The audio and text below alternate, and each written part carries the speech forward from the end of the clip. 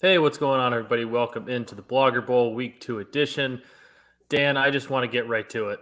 Let's see the shirt. We know it's going to be a Texas one this week. We got a big one against Alabama. Love the Bevo shirt. Phil, I'm sure you're doing good, but like last week was our kind of week to talk. He's even got the Dijon Mustardson. I absolutely. How is that, by the way? Have you had it?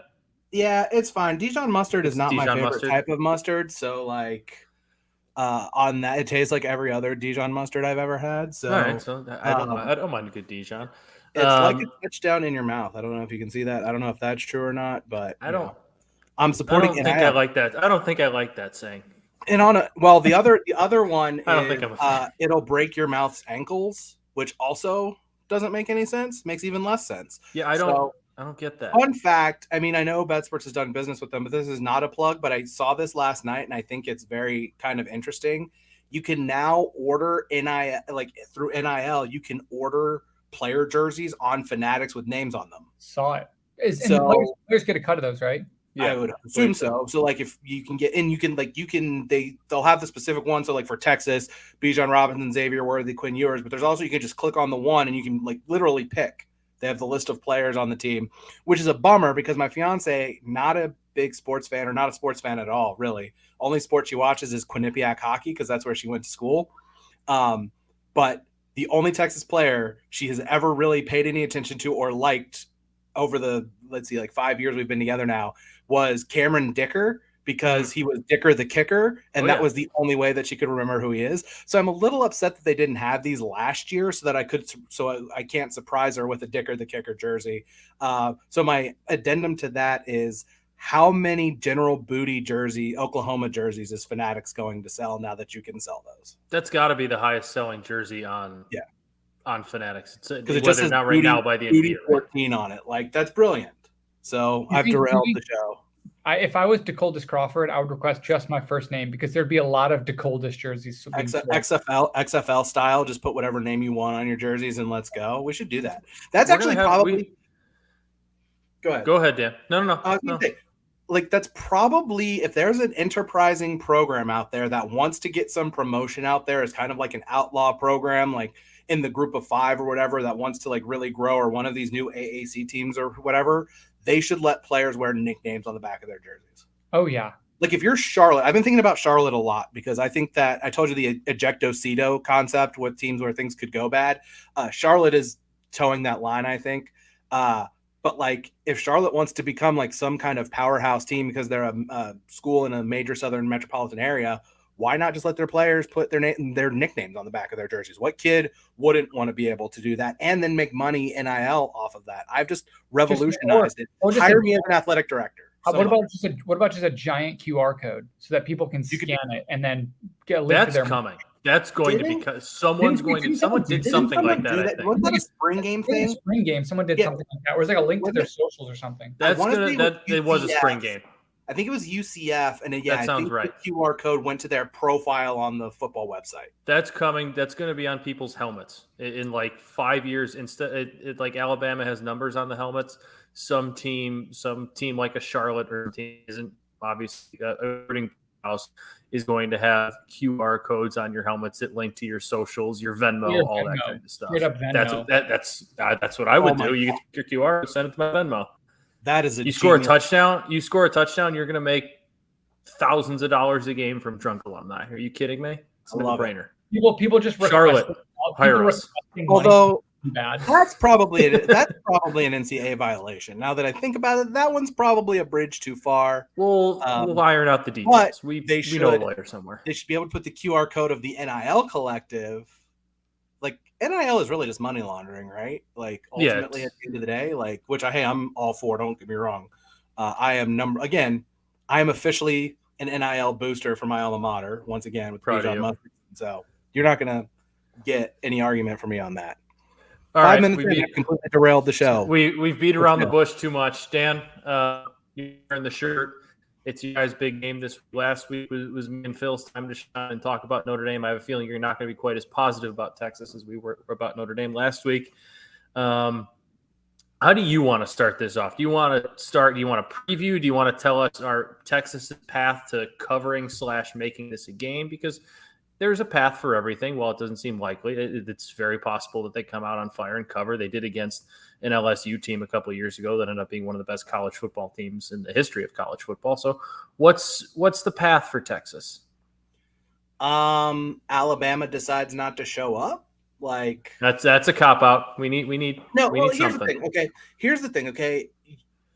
I'm a pessimist by nature. Like I'm an Atlanta sports fan. My whole life, like grew up an Atlanta sports fan. So some of that has admittedly melted a little bit after the Braves won the World Series last year. But I'm almost 40. I'm a sports pessimist. That's the way it's always going to be. And despite the fact that Texas went 5-7, and I don't know if you know that Texas went 5-7. I don't know if you know that they blew 3 double-digit second-half leads against Oklahoma State, and Baylor. I also don't know if you know they lost to Kansas last year. None of that, like nobody talks about Texas, and nobody has talked about Kansas Jayhawks. So I wanted people to my Kansas Jayhawks. We're gonna have a fight over like Kramer versus Kramer on the show, for crying out loud. But like, I'm actually was like surprisingly optimistic about some of the things that Steve Sarkisian has done, and think that there's at least a path where Texas is going to, in some ways, be in good hands with Steve Sarkisian. It's a long way of saying I think at the very least he's more competent than their last 2 head coaches. The problem, and I guess I'll just do the preview and then kind of go over why I like what the path would be. But like, here's the thing. They're just not in a position to compete with Alabama. I like high profile marquee games. I want them to play them. But like, this is the kind of situation where they need to play like an Ole Miss, or play, ironically enough, like play Arkansas again, just to kind of get a gauge of where they are as a program, because they're not going to get that against Alabama. How do you beat Alabama? You have to be able to match them up front. You have to, like, you're not going to stop Bryce Young. You're not going to shut down Bryce Young, but you do have to make him uncomfortable. You have to get him throwing on the run, and he can make those throws all day. But like Bryce Young throwing on the run is a lot less likely to beat you than if he can just scan the field and make throws if he's wide open. You also have to be able to push them. You also have to be able to keep their pass rush at bay. Like they last year against Texas A&M, I don't think they had a single sack in that game, or maybe they just had one. The Texas A&M offensive line did an awesome job of keeping Zach Calzada, who's not a great quarterback. They kept him upright. He was able to make the plays that they needed to. It was a 41-38 game. If you're not Georgia, if you don't have the talent to go toe-to-toe with Alabama, you're going to have to win those kinds of shootouts. And right now, Texas just doesn't have it in any of the areas where they're going to need to be competitive. Against Louisiana Monroe, Steve Sarkisian, he's a smart offensive coach. They let Quinn Ewers try to air the ball out early in the game. On the first drive, he almost threw a pick, and then he threw a pick. He was just 1 of 5 on throws 20 yards down the field or longer, like just not something that he is yet comfortable at throwing and connecting on. So they simplified it. They started throwing short and underneath routes, and everything started working on offense. That's also Louisiana Monroe. Like that's a different animal. Like there's not much more stark contrast week to week than going from Louisiana Monroe to playing Alabama. Texas's offensive line last year was absolutely atrocious. And they went out, they signed a really good class. They went out and they got one of the best offensive line classes probably ever signed. But like your options, like we talked about in the preseason, they're starting 2 true freshmen. And Kelvin Banks Jr., who was the number 3 offensive tackle recruit in the country, was their best lineman according to PFF in the opening game against Louisiana Monroe. He was their highest graded run blocker. He was their highest graded pass blocker. That's awesome. Congratulations. He's a true freshman starting left tackle trying to stop Alabama on Saturday.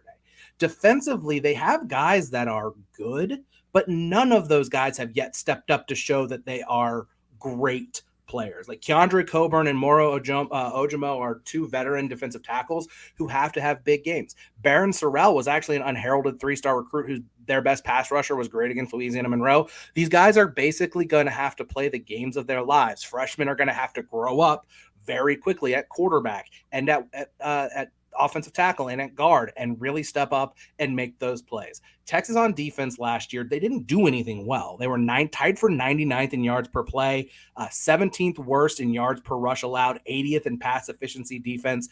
Year 2 under Pete Kwiatkowski, like they didn't make a change there. So like, okay, they're going to roll with it. Gary Patterson's the special assistant. How much is that going to make a difference in this game? Like, okay, it's just going to be simply a matter of Quinn Ewers really shows composure he didn't seem to have against Louisiana Monroe, and maybe that was just opening game jitters, but there were no reports that he was dominant in that quarterback competition this fall. Like, he got that job because he was always going to get that job, and there were hopes that Quinn Ewers was just going to be the guy. He was going to be the dude.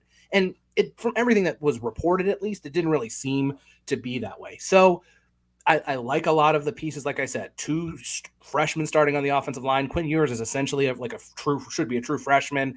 A couple of sophomore skill position guys. A name that I think people are going to get to know on this Texas offense, Jatavion Sanders. He's a tight end. He was the 13th ranked player in the 2021 class. Didn't really play many snaps last year. He was just a special teamer, but he had 6 catches, 85 yards, and a touchdown. So he's the safety blanket for Quinn Ewers. I think they're going to have to try to get Bijan Robinson the ball in the open field. I think they're going to have to try to line him up wide and use him as a receiving threat more than a rushing threat, because I just don't know that they're going to be able to push Alabama around enough. So, I mean, the idea is simple in my mind as an old offensive lineman who was a glorified bench warmer in high school. Like, you've got to be able to match Alabama up front on both lines and then the front 7 on defense. And just, I want to be optimistic that they're going to have a shot. I just don't think that right now today, and maybe like by the middle of the season, some of these pieces have come together and Texas is better. But like right now, Alabama, we talked about it last week, Alabama and Georgia are in a class of their own. And despite the fact that there's a lot of talent on this Texas roster, they haven't developed talent well. We all know that. And in a lot of spots, they're young. So there's just not a lot of paths to Texas being competitive in this game. Dan, this feels to me like go ahead, Phil. I was like, Dan, have you thought about I'd say the only intangibles that I'm trying to piece together here are the 11 a.m. away game in super hot weather, forcing Alabama to potentially a slow start in a hostile environment. Because again, it's easier if you're Alabama playing at Texas to get up for a huge night game or even a 2:30 or a 3:30 game. But I mean, 11 a.m. waking up in a hostile environment and kind of shocking the system and playing, it can be tough for an away crowd. So that's at least, I think, if something's going to happen, it could be, again, I don't really see Bryce Young being rattled, but it could be a slow start or Quinn Ewers kind of doing a backyard football type play to get some juices going early. Again, I don't see a path to victory, but I potentially see a path towards a first half cover if Alabama comes out a little sleepy at 11 a.m. That's my optimistic tone. That's about all I can grasp for right now. Go ahead, Phil. Go ahead. I was just it feels to me like this is a game that came a year too early for this Texas team. That if you had a true sophomore and a true sophomore quarterback, true sophomore, number 3 overall recruit left tackle, a tight end that's a redshirt sophomore / true junior, whatever, instead of a true sophomore redshirt freshman. Like, it seems like if they had a year with this kind of young core to get some experience, that there would be a lot more optimism in this game. Again, no matter when you play Alabama, if your team name isn't Georgia, you're going to have a tough time beating them. But like, if you had this year of experience under your belt, it seems like they would have a better chance to be competitive. That said, maybe some of these kids are too young to really, too inexperienced, too young to really care all that much. But then again, Alabama's coming into your house. You know how good Alabama is. You're aware of the situation. But I think what Phil said is fairly accurate. I feel like if this is a night game where that's kind of Alabama's domain, if you're letting them play all day, letting them get ready, it might be a little bit of a 60-minute blowout. But I think the earlier start, the hot weather, the Texas, if they can get a big play early, they get creative with how they get Bijan the ball. It seems like something that they can kind of hang around early, and then Alabama in the second half turns back into Alabama. Then that's that. But I'm interested to see how Texas starts out this game. Yeah, I'm very interested to see what their first 15 scripted plays on offense are. Fascinated to see what Sark tries out of the gate. As far as the early start time, first and foremost, I can tell neither of you grew up in the South because it's hot everywhere. Yeah, it's not gonna matter to but Alabama. Texas, it is hot. It's hot, but trust me, that swampy, humid southeastern. They'll be fine. Fair. It's less humid in Texas. The other thing, and this is something I didn't talk about. I talked about it from the Texas angle. Like, man, the worst thing that could have ever happened to a lot of people in college football was Nick Saban losing in the regular season to one of his former assistant coaches and then losing the national championship to one of his former assistant coaches. Because remember, there was that whole thing forever. His assistant coaches cannot beat Nick Saban. He is Like he owns his former assistant coaches. That changes. And so he was asked this week, he said, Nick Saban on the difficulty of playing Texas with former OC Steve Sarkisian as the head coach. Quote, we've played several teams who know us, but you act like we don't know them, end quote. There's a great tweet from someone named Kill a Cow on Twitter that is one of my favorite tweets of all time. It's a great handle as well, Kill a Cow. Yes, I like it. There's always someone on Twitter arguing with no one, saying stuff like, but I was told Steph Curry wasn't a good shooter. Yes. That's what Nick Saban is when he is trying to motivate his team when they're massive favorites against teams that they should kick the shit out of. He's great at it. There has never been a coach in the history of college football better at creating imaginary slights than Nick Saban. Like, never. He does it all the time. Like, it was my favorite Nick Saban rant of all time was when, they were playing someone, I think they were playing Charleston Southern. And someone asked him about the opportunity to play young players, and he goes on this rant about playing Georgia Southern, who ran the same kind of offense. And he said that they ran through our ass like shit through a tin horn. Like such a Nick Sabanism. Like, so there has never been a coach better at inventing slights that don't exist than Nick Saban. So I don't think motivation is going to be a problem. And that's another thing. Like, I think Nick Saban's not the type of coach who is That's a hat right there. Love it. College, is that college Charleston? Or is that just that's college Charleston? Not Charleston Southern, but I had to give a shout out. Close enough. The name, similar name. College of Charleston. But like, he's not the kind of coach who's going to leave Bryce Young in up 49-3 in the fourth quarter to throw another touchdown. He is the kind of coach, though, who is going to just let his offense score 49 points in the first time. Like, they're going to be so ready to play this game because they know that the Alabama just doesn't have letdowns typically. There'll be little things here and there that don't go well for them over the course of the game, but like just overall sloppy play isn't something that goes against them. So, like, I'm not even that pessimistic about the program in general in Texas right now, particularly coming off of a 5-7 year. I'm a lot more optimistic than I might otherwise be, but they're just overmatched completely here. Dan, one thing I think you can hang your hat on is that slight moment before, right as the ball is being kicked off, the orange in the stadium's going nuts, and you kind of think to yourself, like, why not us today? So just enjoy that moment as you're sipping the second drink of your cocktail, being like, what if things just go right today? And I want you to enjoy that big moment feel.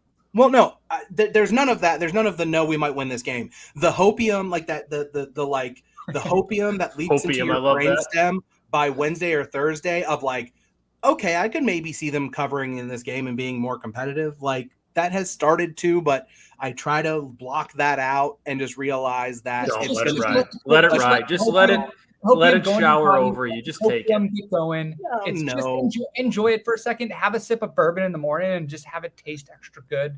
Just I'll do it for you then. I know Matt and I are optimist and just kind of have a thought like, what if everything possibly that goes right today? Yeah, it could. If Alabama's bus breaks down, and again, I have nothing else to really add on this game. I would just like to point out on my name bar once again, since they're playing this week, that you're right. Colt McCoy would have one of those things that we can't say for certain, but I will tell you. I will look into the camera right now and tell you that I am 100% certain that without a doubt, had Colt McCoy not gotten hurt in that game, Texas would have kicked the shit out of Alabama. And that was the moment, literally the moment that potentially changed college football forever. Because I do think Mac Brown retires and rides off into the sunset with Colt McCoy after that game. And I think a lot of things about the landscape of college football potentially change. Nevertheless, we've talked enough about that one. Let's move on to, I think, one of the two actually interesting. So there are three ranked first ranked games this week because, believe it or not, Texas is not back and Texas is not ranked. They could be with a win. Ranked first ranked. Sorry, I said they could be with a win. Where are they ranked if they win this game? Top 10. Oh yeah, I mean, I think that kind of without a question. And then they'll turn around and lose to UTSA next week. Exactly. But there are three ranked versus ranked games. One is interesting based off stuff that happened last week, but there are two that I particularly find fascinating. We're just going to go in chronological order of which these games happen. So after Texas and Alabama are basically wrapping it up in the Steel City, Tennessee, number 24, Tennessee at number 17, Pittsburgh. Tennessee, a 5.5 point favorite. So this number has come down a little bit because it did get out to 6.5 at one point. Total 66.5. Matt, I'll start with you. I don't know. Picking. I've been high on Tennessee for as long as I've been talking about college football this offseason. It's down to 5.5. Still gives me a little bit of pause, but I like it a lot more there than I do 6.5. I know we're worried about Tennessee's defense, and week 1 against Ball State doesn't really mean a lot, but they were pretty darn good in that game. They completely, shut down the Ball State offense for the most part. The offense looked like it hadn't missed a beat at all. Hendon Hooker played a half and put up a game's worth of numbers. I think this is a little bit of a revenge game for Tennessee. I think they're a lot better than they were last year. I think Pitt is I shouldn't say a lot worse this year than they were last year, but they've definitely taken a step back. And this was a very, very close game that Tennessee probably should have won if they didn't start out really slow last year. I like Tennessee in this one. The 5.5 is a lot of points. I'm not sure I'm going to land, but I like throwing the Tennessee money line into a parlay or two here. I'm on Tennessee until they prove me otherwise. And at some point this year, they're certainly going to prove me otherwise in probably embarrassing fashion. But I don't think that's this week. I think they win this week. I think they got a lot of good things going for them. I really like the momentum they have building. And we've talked about here too, just not really a big believer in Pitt this year, not really a big believer in Keaton Slovis. They probably should have lost at home to West Virginia if Neil Brown doesn't do Neil Brown things and kind of cost his team that game. So let's go Tennessee. Phil, go ahead. I back that up. I know one of Pitt's big defensive linemen got hurt last week pretty badly. Looks like I don't know. I haven't followed up in the injury report. Looked like he might have broke his arm or broke his wrist, and I think he's inactive for this game. But when I'm looking at this game, it's Hooker versus Slovis, and I'm picking Hooker right now. Slovis, I just thought was kind of pedestrian last week. He made some okay throws, but didn't blow me away by any means. Their offense is clearly missing Kenny Pickett and Jordan Addison, and so I think the Tennessee offense is going to be very explosive, and Pittsburgh's defense, I don't think was nearly as stout as I thought it was going to be. Or I think that everyone was saying it was going to be. So like Matt, I'm still not buying stock in Pittsburgh. And so I think even at home, I don't think that's a massive advantage for Pitt. I think their last week was such a monumental, huge emotional game that I think they have another huge game this week. And I think it's tough to get up for 2 games in a row. So I'm buying Tennessee in this game. I have it at 6.5. It's on my card later. Let's go Vols. Yeah, I think the thing when you look back at last year's game, I think one thing that you also have to kind of keep in the back of your mind is this is still Tennessee trying to figure out the offense that Josh Heupel wants to run and how they're going to go about things. And their offense struggled now. Pitt was really good in havoc plays, getting after the quarterback, creating turnovers and all that. They had 5 sacks in that game, and they struggled, and Kenny Pickett was very good because that's what Kenny Pickett does. So the thing about this is, can Pat Narduzzi resist every urge inside of his body to go back to Pittsburgh football the way it was before Kenny Pickett and Mark Whipple last year? In the game against West Virginia, they ran 27 plays in the first half. That's it. 27 plays in the first half. They had 39 runs and 24 pass plays in the course of the game. They were, like we talked about, they were a big boomer bust team last year. And the thing is ball control, playing ball control against Tennessee is not going to matter because Tennessee doesn't want the ball for long. They want the ball. They want to score. No, they want the ball. They're going to score. No, they want the ball, and they're going to go fast. They're going to go play. So Pittsburgh can run as they can try to shorten the game all they want on offense and try to play keep away, but Tennessee can just strike so quickly with what they do on offense. I'm kind of with you guys. I'm staying away. I kind of wish I had bet this at 4. My buddy Cliffy, who I'm going to try to get on the show, he's clamoring and champing at the bit to come on the show. When Tennessee plays Florida, he told me weeks ago to bet. He's like, Pittsburgh's ranked, Tennessee's unranked, and Tennessee's going to be a 4-point favorite. You should bet it now. I didn't. I regret it. I still think they're probably okay at 5.5.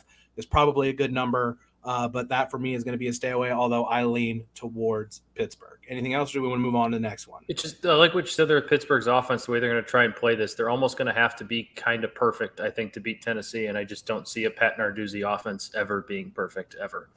Yeah, their offense was better. To his credit, they let Slovis kind of stretch things out a little bit in the second half of the West Virginia game. And surprise, surprise, hey, look, their offense was a lot better when they weren't so predictable and they let him throw the ball. But yeah, it's a matter of what is his ceiling in this game. And I think last year Pittsburgh's passing offense was pretty far ahead of where Tennessee was in week 2. by the end of the season, Tennessee's pass offense was much better. I think right now Tennessee's pass offense is much better than where Pittsburgh's is. So it just kind of seems like it's a tough element for me there.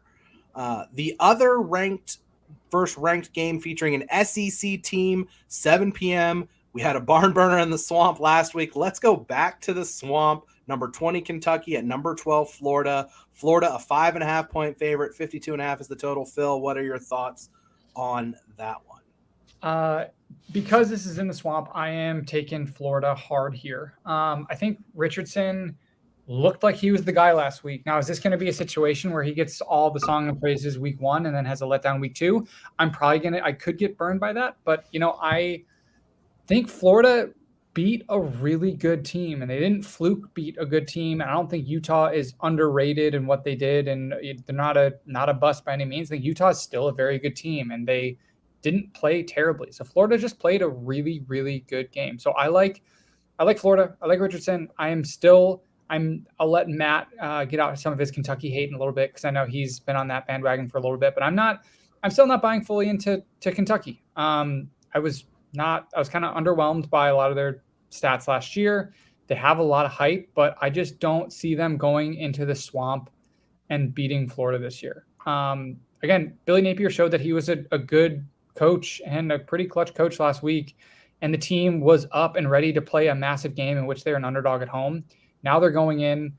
Hopefully they can take success well, but I think Napier is going to keep them under control. So I like Florida in this game. I'm staying away from the point total. But I like Florida to win by anywhere from 7 to 9 points. Yeah, I was initially a little bit worried, and I think we might have talked about this on Tuesday too, about a younger team, newer team to success, coming off a big win at home to start a season with a new coach. Would they start drinking their own Kool-Aid a little bit too much? But this is week 2 against the team that kind of embarrassed you last year. It's not like it's week 2 against, I don't know, like a San Diego State, or just somebody that doesn't really matter that you can kind of let yourself get down for. This is a number 20 ranked conference division opponent that kind of embarrassed you last year, that kind of started talking some crap about you last year, that most of this team remembers. And while Billy Napier wasn't here, he certainly wants to change that tide and doesn't want to be the coach that falls back into that trap. So this is, for me, an easy game for Florida still to get up to. I don't think that this is a letdown spot because of the team coming in, because of the rivalry. And I'm all aboard the Anthony Richardson train. I was so impressed with him against a really, really good Utah team last year, against a really well coached defensive team in Utah last week. He just tore them apart in the air and on the ground. I really like Florida. I'm not that high on Kentucky. I don't think they're a terrible football team, but they're just not the 10-3 team they were last year. I think their win total's at 7.5 for a reason. I think they're going to be a 500 team this year, and I think Florida comes ready to play in this one. So just for housekeeping purposes, not that it matters to this year's game, Kentucky has covered 5 straight against Florida, 4-0-1 against the spread in their last 5. That was Dan Mullen's Florida. That was – no, I'm again just saying. I guess my point in this, they've won they've gone 2-2 in the last 4 after losing 34 straight against Florida. So at the very least, like, they're not going to be intimidated coming into the Swamp and playing in that game. Against Utah, Florida, 0 sacks, 2 tackles for a loss, and the only turnover they forced was on the last play of the game. They did get the turnover on downs inside the goal on the goal line also. So Utah, and they were also allowed 8 of 13 conversions on there. Utah was 8 of 13 on third down. So Florida's defense was precariously walking a tightrope in that game. And I just think what Anthony Richardson is capable of doing, that if I was going to take a side in this game, I'd go the over 52.5 on this, because I do think that there's some potential for some offensive playmaking in this game. Kentucky a little thin at running back, although one man's the thinness there is everyone else's opportunity, because we get to feature opportunity for Cavassier Smoke to be the feature back in this game. What a name. But yeah, I mean, it's a matter of, do you believe in Will Levis or not? No. And I know you guys don't, but I mean, there are a lot of people who think this is a guy like this is an NFL showcase game for him. On the road, hostile environment. Like, Georgia's defense is going to be really difficult for him to put up big stats against. Tennessee's defense is probably kind of light So if he puts up big games against a Tennessee, then maybe that's not the most impressive thing in the world. So again, like you talk about like measuring stick opportunities for someone, this is it for him. I don't really have an opinion on the game itself in terms of who's going to win. I'm probably a little higher on Kentucky than you guys are, but I just see with as impressive as Anthony Richardson is and as some of the things that Florida got away with on defense, I think they might not be able to get away with here. 52.5, I think, is a little low for the total. So if I had to pick a side, I would go with the over. Anything else you guys want to add?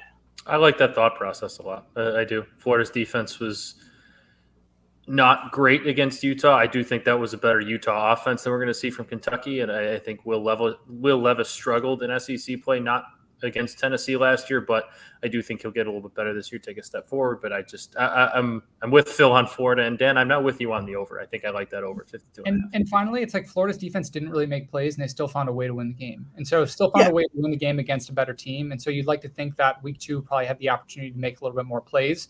And again, if you win the game without really doing much on defense outside that, last second turnover to seal the game, it's a good sign of things to come, I think, because it's a team that finds a way to win games. And again, Richardson just made some clutch, like some of his plays are just, he's fun to watch, and you hope that the train doesn't stop this week. I just, in my head, I'm sitting here and I'm just like, man, could there be a bigger example of how opposite Phil and I are? Phil, the optimist, me, the pessimist. He's like, look, they didn't do some things well on defense and they found a way to win the game. And I'm sitting here thinking they didn't do some things well on defense, and that might bode poorly for them in games where they don't get the turnover luck that they did. So and then there's me who just, yes, I agree with both. Law of averages, we have very different mentalities about it. And Matt's like, I agree with. I literally was like, I agree with both of you. I think you both have very good points. All right, the final ranked versus ranked game of the night, and good Lord, is this potentially the most interesting game we're going to see on the entire night, and a great late game. Big 12 rivals, number 9 Baylor and number 21 BYU. That's a joke until next year when they do become conference rivals. 10-15 BYU in Provo. BYU a 3.5-point favorite. The total 53.5. And I'll start on this one because you guys started the other ones, and we were equal opportunities. This is basically a Big 12 game too. Your conference. Yeah, technically, sort of. I guess my thought on this is just kind of, I feel like we know a little bit more about BYU than we do at Baylor at this point. So if I'm inclined, like this game's a total stay away for me because like no idea what Baylor is yet. I mean, they beat up a bad team last week. They played Albany, right? Yeah, they beat up Albany last week. Yep. They beat up on them like, cool, great, congratulations, like whatever. BYU, we know that their offense is going to be really, really good. We know defensively they might be a little sketchy. This is another game where I'm just kind of like, maybe there's an over in play. Blake Shapen is a guy who's like really showed like a lot of potential in the Big 12 championship game last year. He kind of has a little bit of an it factor for them, which is why he got the job and Gary Bohannon left. By the way, back-to-back weeks, BYU playing Baylor quarterbacks because they played Bohannon in South Florida last week, and now they're playing Shapen. The only notable thing from the Baylor-Albany game to me, kind of pouring through the final stats, is they gave up 8 tackles for a loss against Albany, so maybe there's some issues on the offensive line for Baylor in that game. I'm just excited to watch this one, and I have literally no idea what's going to happen. Yeah, I'm with you in terms of no idea what's going to happen, but I do like the over. I like, as you mentioned, Blake Shapen. He, through playing in 6 career games, has no interceptions. So he's very efficient with the football. But I like, again, in Utah, these games are – I want to go to a game at BYU. I think it would be a really cool backdrop to go to a game. Both a wild, tame crowd, just a massive group of non-caffeinated, non-drunken Mormons who are nuts about football. So I'm just taking the over in this game. I think there's going to be a lot of points. I think if it's super tight, I like Miranda's coaching. I mentioned that earlier in the year. But this is a game where I'm hoping to wake up for my daughter crying at 1 a.m. and flip it on and see kind of what happens at the end there. So this is like a true, like, I wish this game was not at 9:15 Central Time, because I think this is going to be, potentially the best game of the weekend. So I'm just taking the over here because I like Blake Shapen. I like BYU's offense. We don't know who Baylor is, as you mentioned. So when you don't know who somebody is, I generally am just going to be in favor of, I like both offenses and I don't love either team's defenses. So just a recipe for the over, in my opinion.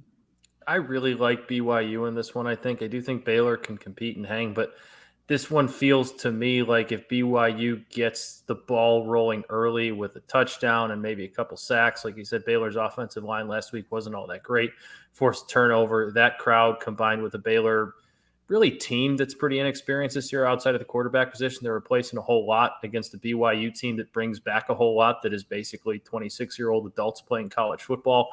I think this is a recipe for, once that ball gets rolling downhill, it could be really hard to stop. I do like Baylor to score some here. I think BYU is going to score a lot. I'm very, very high on BYU, a very good team who beat Utah last year, who brought a lot of talent back this year. I'm a big fan of this BYU team, and I think we know a decent amount about BYU. I don't think we know anything about Baylor, and I think I like taking the known as opposed to the unknown here. So I'm going to go with BYU minus the 3.5 and the over 53.5. Not necessarily a knock on Baylor either. I just think they're going to take a little bit more time as a team to grow. And this is a game that Dave Aranda will happily use, as motivation a few weeks down the line and practice to get the team back on track a little bit. And I think this is a BYU football game.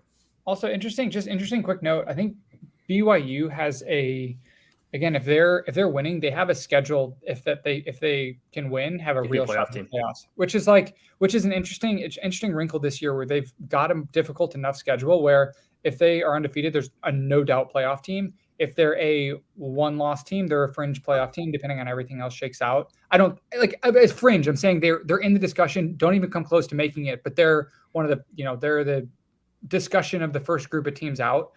But it's like they have a really good schedule this year. So this is kind of a unique opportunity, I think, for BYU this year, which is just going to be a fun team to watch because they have a lot of big games. They're Oregon next week.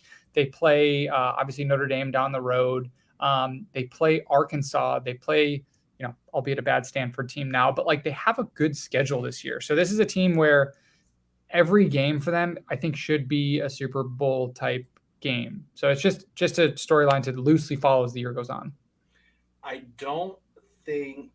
think the name on the front of the jersey is going to prevent BYU from getting any serious playoff consideration unless they go undefeated. They're undefeated. Unless they go undefeated. Unless they go undefeated. Yeah. It might depend on the loss. 11-1 really tough. If they beat Notre Dame but lose a close one to Arkansas and that's it. I guess the name on the jersey's right, but I guess it also depends on who else is in the consideration for it. But I just I think you have to assume that they're going to be treated like a group of 5 team until they just join the Big 12 next year, and then suddenly they've magically earned a seat at the table. Because I almost wish they were in the Big 12 this year because I think this team, if they run a table, would be good enough to get playoff consideration. But they're not in a Big 12 this year. So if they were in the Big 12, and they went 11-1 and won the conference championship game, they'd be a playoff contender. Well, that's what I'm saying. I wish this team was in the Big 12 this year because I think they're good enough to do that. I'd love to watch this BYU team take on Oklahoma. I think that'd be really fun. That'd be fun. I think that they would find life in this Big 12 a little bit more difficult than they might otherwise. And I also think that the schedule is probably a 9-3 team, 8-4, because it's very, very, very tough. Moving on, we're going to go to our games that are maybe off the radar. I pushed back when I told Matt mine. He said mine was off the radar. And I was like, I don't really know so much about if it is or not. Already forgot. Well, then I'm going to go last. Phil, why don't you start us off? What are you? I know you have some smack. It's nothing against you, Dan. I forget everything. No, I know. It's fine. Barely forget my own game. I'm going with a nerd bowl in the battle of the football purists. So again, not many people probably like games like this, but for someone who grew up in Chicago and has grown up watching awesome, terrible 11 a.m. Big Ten games, I'm looking forward to Duke versus Northwestern at a sleepy 11 a.m. Northwestern. Go Cats. Future playing grounds of the USC Trojans, which I will keep bringing up until that happens. But I love an 11 a.m. game at Northwestern. It's just fun, and especially I like what Elko did at Duke, just smacked Temple. So it's fun, and I think Elko and Pat Fitzgerald are very similar-minded head coaches. And so this game will be, again, not not called by Beth Mowins, which is sad because I assumed it would be just in the back of my head. But That is sad. this is a game where I'm excited to see what we have with some of these teams because Northwestern came off of what I believe was a big program win. And if we're going to buy the every other year Pat Fitzgerald, this is a game that he should go out and I think they have a better team. They should win by 10 plus. But again, Duke's defense is going to continue to get better with Elko at the helm.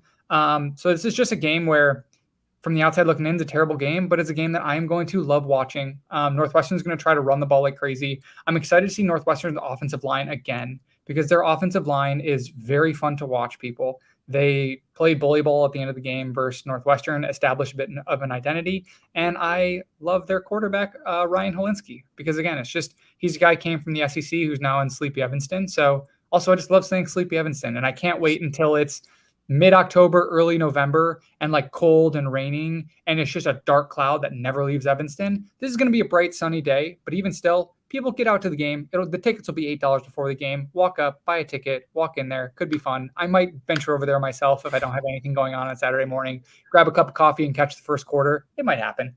The only thing that's better than a sleepy 11 a.m. Evanston start this week is like what you said, the 11 a.m. November start where it's like not super cold, but like 42 degrees, like kind of a little bit of rain. They're playing Wisconsin or Iowa, and there's a million punts, and it's 6-3 at halftime. And Northwestern, it's the third quarter by 11:34, and Northwestern has forced 2 turnovers and also committed 3. Like that's the only thing that's a little better than this. Also, sneaky, really good uniform game here with Northwestern Duke. I really like the colors. I think they're going to go pretty well. They're going to pop. They all have Northwestern's uniform this year are classic. Duke's away uniforms are classic. Neither of them are flashy, just like solid white and blue and solid white and purple. Yeah. Straight to the point. I'm confused by a lot of things about this game. Mostly fair. So am I. Duke's offense is getting so much respect in the market of this game. Like, just I know Northwestern's defense wasn't great against Nebraska. I mean, far from it, and I totally understand that. But aren't you fairly confident in? Sorry, what did you say, Phil? I'd say how do you get respect coming off a win versus Czech's notes? Like that's the other thing. That was the other thing I was going to say. Like, are we sure? Like, I think that Mike Elko can build it. Like, I understand the optimism behind that, but I can't help but wonder if that was as much about Temple being kind of a dumpster fire, or more of Temple being a dumpster fire than it being Elko doing anything in particular there. And also, don't you think with like 2 weeks, I know they had to travel back from Ireland, but like with 2 weeks to prepare, because they didn't play on Saturday, right? Didn't Northwestern? Yeah, Northwestern, 2 weeks to prepare for that game. Don't you think that of anything, like, look, I'm not a Pat Fitzgerald fan. I said that previously, but like, if anything, you can expect that his defense is going to play better than it did with 2 weeks to prepare for Duke. And yet Duke, their team total on DraftKings, 23.5 feels a bit high. And I maybe should have made this a pick, but I'm glad for our prize picks thing we're going to do at the end of the show, which I'm glad I didn't, because there's another game that I wanted to talk about there. Riley Leonard's. Do you guess what Riley Leonard's passing total for Duke in that game is on prize picks? 223. I was going to say 235. 287.5. Yuck. Yeah. Dan, just make that your prize picks play for I'll put it too. Screw it. I'll do that one, and I'll put in the other one because I wanted. I was going to say maybe we'll do it. We're going to do a 3-leg prize picks play at the end. We're going to do our 3, and then the 4th will be that. That'll be our. That'll be the community added leg. That's our communal leg. The Riley Leonard under. No way. Matt, what game is the under the radar game for you?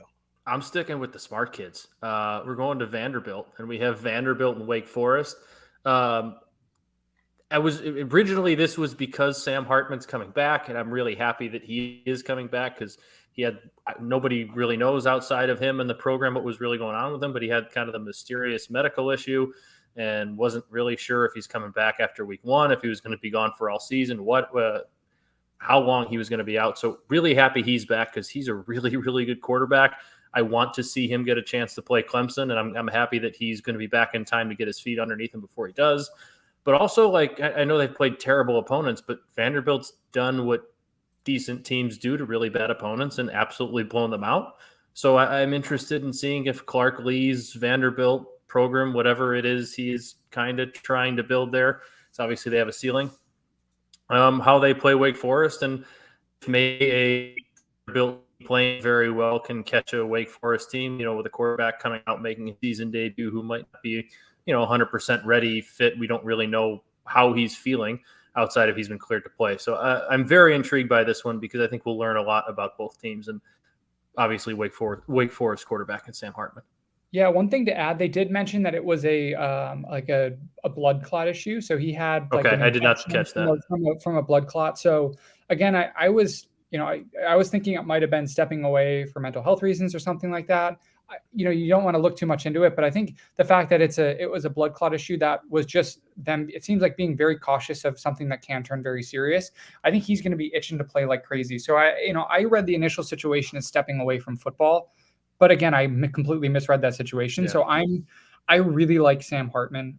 Wake's a 12.5-point favorite. Do you like him enough? I don't like it enough for that, just because, again, you never know if he was able to throw or if he'd been able to be with his offense at all. So those are the types of things where I'm a wait and see. Again, as you mentioned, super happy that he's going to be back before Clemson. I was kind of hoping that's when he'd make his WWE entrance at the game coming. That's Sam Hartman's music. Yeah, and I was kind of weirdly hoping for that, and then just dismantling Clemson. But again, a great game to watch. I'm a big fan of Clark Lee, big fan of former Holy Cross Crusader coach, former Notre Dame football coach Nick Lazinski, who's coaching the linebackers over at Vandy. So again, we'll see what this game turns out to be, and if Clark Lee is really building something. But again, he's 2-0. More intriguing too that it's at Vandy too, because obviously that's not the rowdiest place to play in the world, but when that team has any resemblance of being a slightly good football team, they usually get some people there. So this is kind of their Super Bowl, because they know once they get into conference play, it's, sad, not going to happen. So this is kind of their biggest game of the year. So with the news that Sam Hartman was playing, the total jumped 4 or 5 points. It's up to 65 and a half right now. And I'm just like in my head, I'm like, Wake Forest 49, Vandy 30.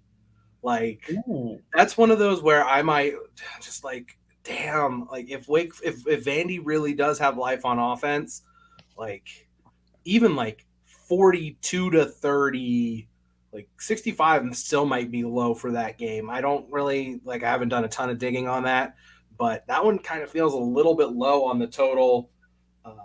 Wake Forest probably should cover that. It's just a matter of, is their defense going to be good enough to keep them off the field? My off the radar, under the radar game, I don't necessarily think it's that under the radar because it does feature a ranked team, but fork 'em, baby. Arizona State hitting the road to Stillwater to go play Oklahoma State. And the reason I'm kind of interested in this is the old Oklahoma State back? Are we back to the all offense, no defense, Mike Gundy teams that couldn't stop a cold but can do awesome things on offense? Spencer Sanders had 470 total yards and 6 touchdowns against Central Michigan. And sorry, I'm trying to Phil had to step back for a second, and I'm trying to produce and talk here. So he had 470 total yards, 6 touchdowns. Defensively, they only registered 2 sacks. Did stop the run very well, but allowed 98% success rate and 75% red zone success rate against the Central Michigan team who was playing in a negative game state the entire game. They could not stop anything at all, even a little bit in that game. So I'm just kind of wondering what we're going to get from Oklahoma State in that game. The other thing, Arizona State, I talked about how I think that things are going to go south for them. They got an easy win in week 1, and this is going to be kind of a gauge on that. But the other reason I wanted to talk about this, and I talked about Heisman odds and how my brain obsesses over unimportant, stupid things. I wanted to see if the Heisman finalist market was still up anywhere, and it is not. However, I started digging around to look at Spencer Sanders' Heisman price just to kind of see where it was. Not advocating it to bet it anywhere, but whatever. So I noticed that one book he was 100 to 1, and I was like, all right, that made whatever. And I looked, and there was a 70. Then I go to BetMGM, And Spencer Sanders right now is 125 to 1 to win the Heisman Trophy at BetMGM, which I don't think is unreasonable. Spencer Sanders is the kind of guy who can get 470 yards of total offense and 6 touchdowns like he did against Central Michigan. He can also throw 3 interceptions and play them out of games. I get it. I understand it. Nevertheless, their Heisman odds were hysterical to me down the board. I didn't even look at the top of the board because this was so laughable. His odds 125 to 1 are the same as Michigan's other quarterback, 3 non-USC Pac-12 quarterbacks, Notre Dame's tight end, who is an awesome tight end, but is also not going to win the Heisman Trophy, and Alabama's third-string running back. He has worse odds than a quarterback who lost to Rutgers, Alabama's backup running back, and a wide receiver for Texas who was suspended after getting arrested for destroying a parking boot on his car.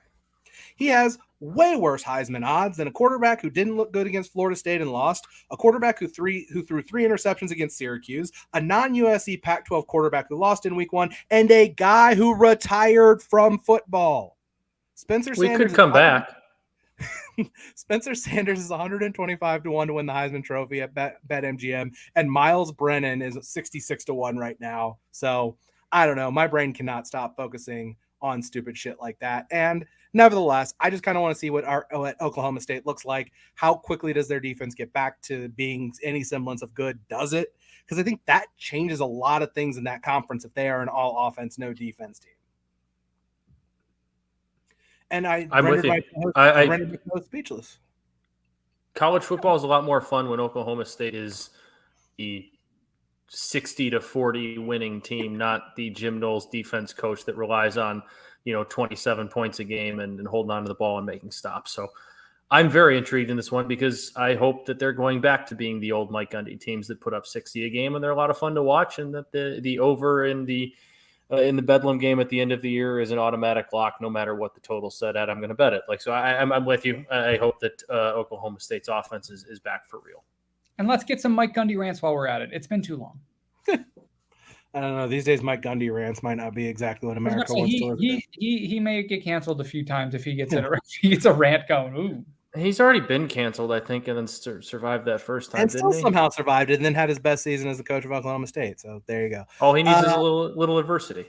Wait, what's his son's name? Isn't his son's name Gunnar Gundy too? Oh, that's an awesome name. I don't know. His brother is Cale Gundy, who got let go from Oklahoma for surprise, using some inappropriate racial language in a team meeting right before the season started. All right, I have Gunnar Gundy. I have 4 bets on my card. Phil, how many do you have on your card? So I have 7. Good Lord, Matt, how many do you have?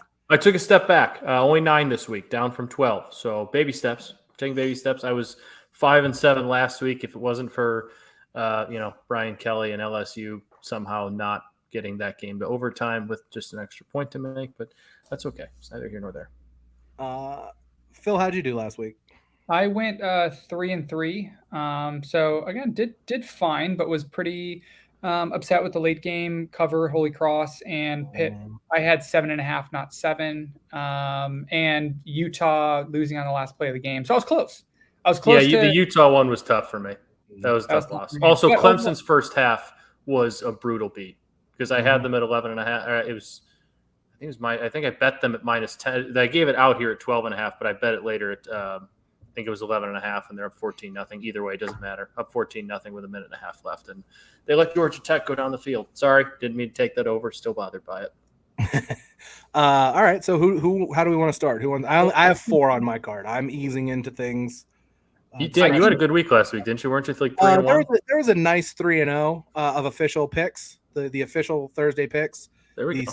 South Carolina, Georgia State under, the Army Coastal Carolina over, and then I took Clemson, which feel bad about the Clemson minus 21.5. Never should have hit, but it didn't. Never feel bad about winning a bet. Yeah, that's fine. I'll start. Why not? I have the fewest bets. I have 4 this week on the card. Alabama minus 20.5. I don't need to go into any greater detail on that. You can go back and listen to the first 30 You want minutes. to break that down? So here's the thing about where Texas my second bet, Syracuse on the road at UConn. Give me the orange minus 22.5. That's a lot of points. But one thing to keep an eye on during the offseason that I did not do a good enough job on is replacing good coordinators with bad coordinators and replacing bad coordinators with good coordinators. Sterling Gilbert was a bad offensive coordinator at Texas, a bad offensive coordinator at USF, a bad offensive coordinator at Syracuse. He gets let go. They bring in Robert Anae, who helped Brennan Armstrong become Brennan Armstrong at Virginia. That Syracuse offense looked really, really good against Louisville. Garrett Schrader, really good running and throwing the ball. Sean Tucker, one of the best running backs in college football. They won 31-7 against Louisville, although they did force 3 turnovers and 2 turnovers on downs. They also had 18 penalties in that game, so there's a lot of room for improvement there. I just think they're going to be able to control UConn on both sides of the ball, so give me Syracuse minus 22.5 there. Worked for me last week. I'm going to it again this week. Is South Carolina under there at Arkansas. Give me under 53. They were 3rd percentile in EPA per play, 2nd percentile in success rate against a Georgia State team who very experienced, very good, does not have the talent level that South Carolina does. They scored 21 points on offense in that game because they got 2 special teams touchdowns to get to 35.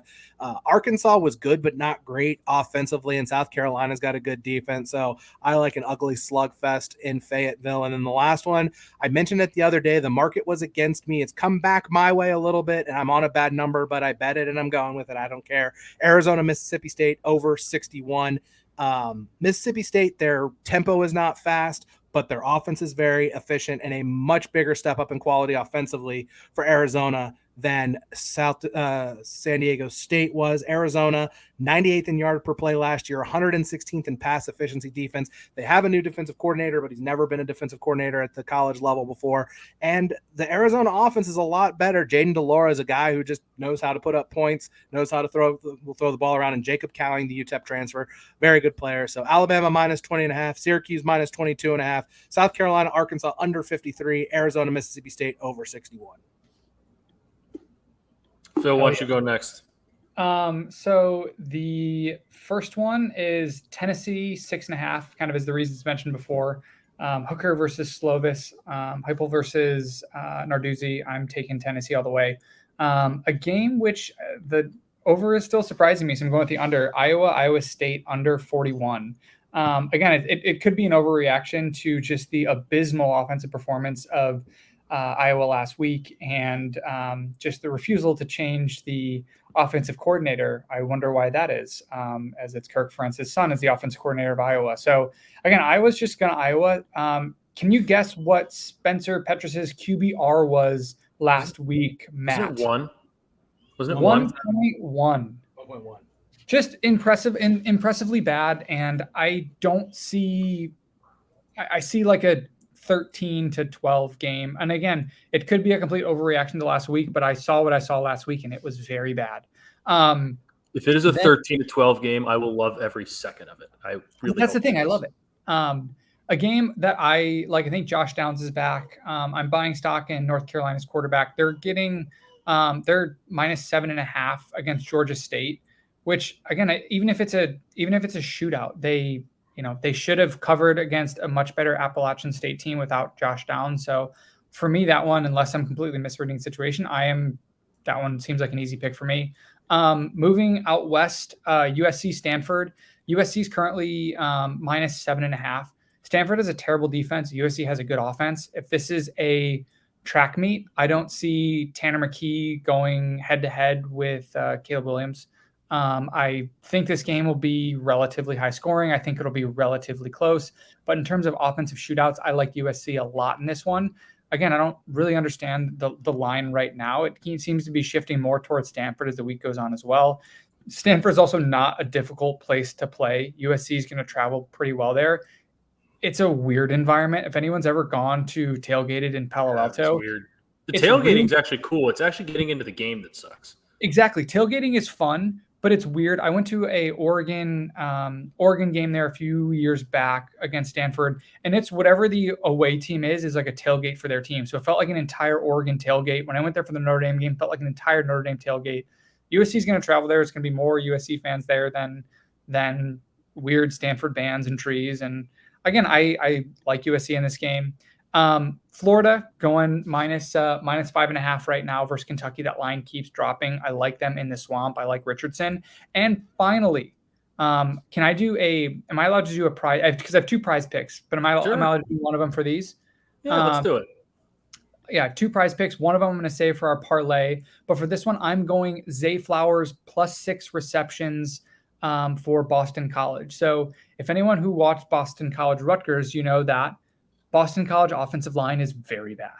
They are very, very bad. And Phil Dracovic might not make it through the entire season, but he is going to get the ball early and often to his favorite target in Zay Flowers. So again, playing a pretty bad Virginia Tech team. And I think they're going to try to get the ball out of Dracovic's hands very quickly. And if he's getting the ball out of his hands quickly, it's going to go to his number 1 slot receiver in Zay Flowers. So I like that as kind of my off the beat pick. And then I'm excited to share our parlay prize pick at the end here. I actually, shout out me, I only added 1 game to the card while you guys were talking. So I think last week I added like 2 or 3 because I liked you guys. Also, I'm not betting Holy Cross this week. They are going to the Buffalo Bulls, not the Buffalo Bills, and are slated right now. It's roughly I think the spread's 12.5. Anytime it's a Holy Cross actually has not lost to a team since 2019.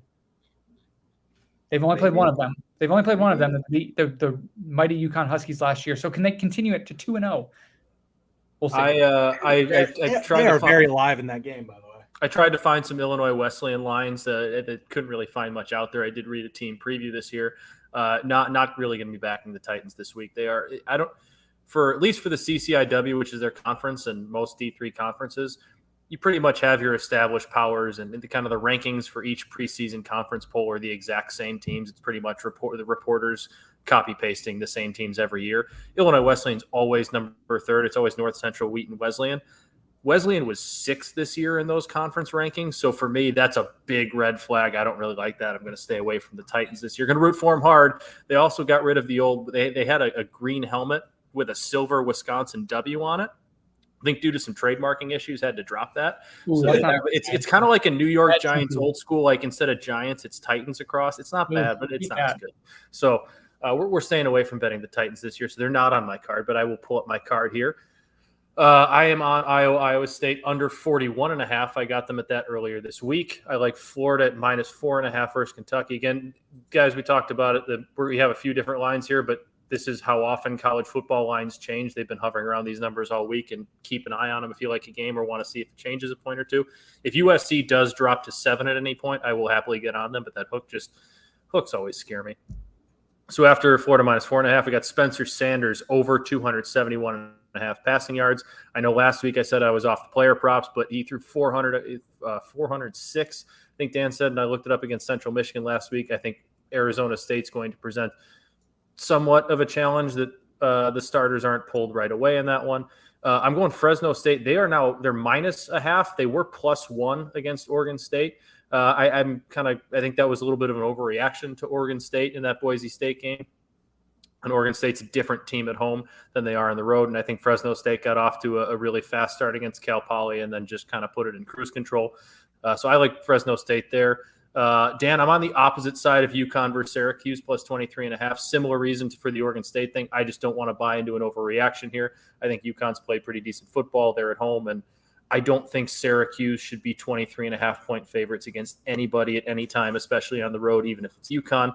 BYU Baylor over 53.5. BYU -3.5. Talked about that one already. Pitt -5.5, or Tennessee -5.5 at Pitt. Talked about that one.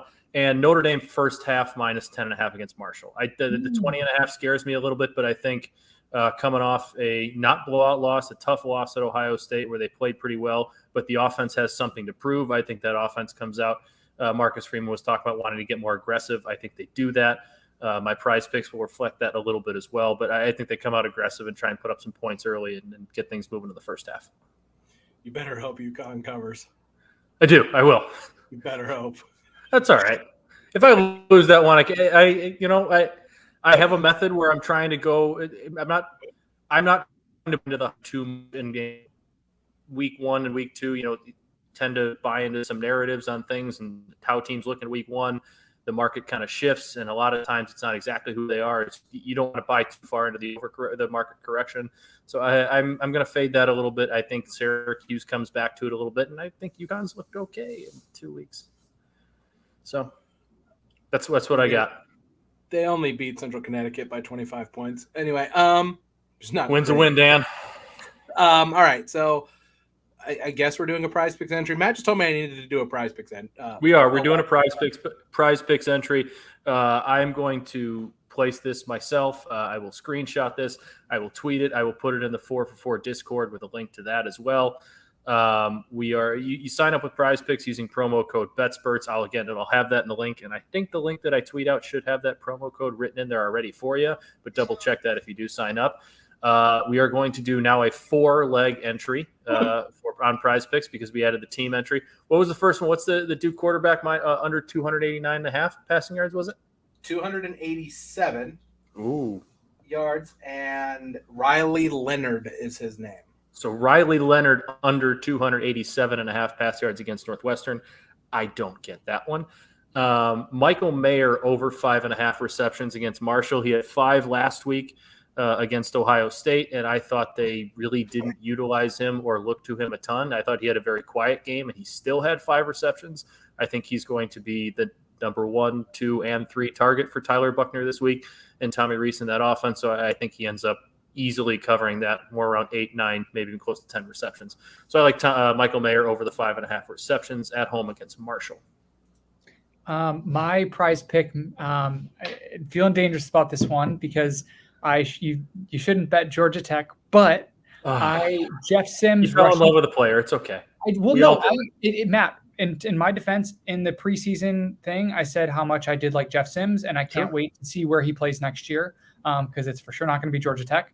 But I like Jeff Sims over 45.5 yards rushing, mostly because he put up 41 versus Clemson last week versus a incredibly good, fast defensive linebacker core, and he's going to want to run early. They're playing not Coastal Carolina. They're playing Western Carolina. Western Carolina. That's a big one. So I think he's going to run early, and I think he covers this on his first 2 drives. I can see him scampering for like a 25-yard run. He likes to run the ball. He's very fast. He is a tough runner. It's going to be a part of their game plan to hopefully get up early. So I like him rushing for over 45.5 yards. I also like their defense a lot. So I like them to get some stops early on, to have some medium to short fields. And with that, he's going to get a lot of first half opportunities. Don't see him playing much into the fourth quarter if Georgia Tech pulls away. Don't see them wanting to rush him late if they pull away. But part of their early game plan is going to get him going on the ground. So Jeff Sims over 45.5 yards rushing. I would just like to point out, I meant to bring this up earlier. I've been mesmerized for like the last 10 minutes about how Phil's hand blends into the blurry background. So it just kind of keeps disappearing every time. Yeah, it's like very ethereal and kind of awesome.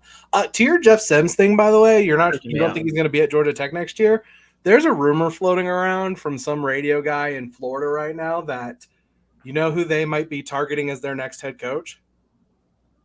Who? Neon Deion Sanders. If that's the case, terrible idea in so many ways, but would be spectacular. If that's the case, then he is there. Then he is. Oh yeah, he's not going anywhere. He's bringing a crop of players with him, and I would Georgia Tech being a hot football team. That'd be fun. Mine. I like where you guys are going with yours. I like the players that you have chosen. My concern with both of them is the level of competition they're playing. You might, like you said, end up in blowouts. So I think that's the one concern. So I tried to stay away from at least a game where I might get screwed over on that kind of front. And I'm going to go with the Kansas State-Missouri game. Give me Adrian Martinez over 37.5 rushing yards in that game. I love running. Missouri was one of the worst rushing defenses in the country last year. Again, new coordinator. I can't imagine Missouri's defense is magically fixed in one game. Is that game at Kansas State too, I believe? I think so. I believe it's at Kansas State. Dan, yeah, you might get your heart broken with this, where he passes it and then takes an absurd 16 yards. Yeah, he tries an Adrian Martinez play and he loses 12 yards. It's entirely possible, but I really wanted to take Quinn Ewers' as over negative 9.5 rushing yards, but I don't know because there's going to be some sacks there. Stay away from that. Stay away. But yeah, I mean, Missouri, a really bad rush defense last year. And I think Missouri's focus on defense is going to try to limit what Deuce Vaughn is able to do. Maybe I'm overthinking this and should just take the Deuce Vaughn over, but I think it was 110 or something like that. So instead, I think Adrian Martinez is going to have some opportunities to run in this game while they're keying on trying to stop Deuce Vaughn. So Adrian Martinez, 37.5 rushing yards. Give me the over. So there you go. Riley Leonard under, Michael Mayer over receptions. and Jeff Sims rushing yards over. We have 2 quarterback rushing overs, by the way. Yeah, love it. Love it, love it, love it. What else do we have to add, fellas? Anything? I'm very proud of Phil and I for not talking about Notre Dame, really. I was about to say you made it an hour and 3 minutes without mentioning Notre Dame. I only did it because I wasn't going to do it if I didn't have them in my prize. I could have made them my most interesting storyline. This was Dan's week. This was Dan's week. Yeah, Dan's week. I mean, they play Cal. Like, maybe we'll take another Notre Dame hiatus next week with Cal. Yeah, and then after that, it gets a little interesting the next 2 weeks. So I'm sure we'll have plenty of Notre Dame, UNC, and then Notre Dame, BYU discussion in upcoming weeks. So maybe we'll take another Cal hiatus. I might not take a Texas UTSA hiatus next week because that's actually I think that's a fun game. Very interesting. That might be my under the radar game. That's very interesting. I think that's going to be a very fun football game. That's going to be a very interesting game. Texas also might have to show up in wheelchairs, so it's also a possibility. That's another. I don't think you're allowed to call. I think we can take a Texas game as under the radar. I don't think you're allowed to call a Texas game under the radar. That's squarely under radar. Speaking of the Roadrunners, though, speaking of the Roadrunners, they play Army. That should be a good game. You should probably seek out. And my last thought: 2 look-ahead lines that I was very tempted to bet last night, very late, that I didn't because I don't know that those numbers are going to be available. Oklahoma only -8 at Nebraska next week on DraftKings. A little worried about Nebraska like playing up to Oklahoma's level in that game, but man, Nebraska's not very good, and Oklahoma's offense looks to be very good. And another one that I'm probably going to look at, watch how they play this week, and then as soon as that line goes up again, maybe bet it. But Texas Tech +8.5 at NC State. If Texas Tech looks good against Houston, I think that line might come down a little bit. So it was off the board last I saw, but I saw it was late last night. I was looking. Okay, FanDuel doesn't have it on the board. No, it was on DraftKings. I saw Texas Tech as a slight favorite, which surprised me. I was thinking about adding Houston to my card, but then they were out to. I think they were out to 3 today. I saw somewhere. What's going on? Why they shouldn't be? I don't know. Let me see if it's up. I'm going to bet Houston now. Texas Tech is a 2.5-point favorite. If it's back to 3, I might bet Houston on that. And on that note, anything else? All right. Let's have some fun Saturday. Let's win some bets. Let's win some prize picks money. Let's win some prize picks money, and we'll be back on Tuesday to recap everything that happens on Saturday. Hook 'em horns, go Irish, and we'll see y'all then.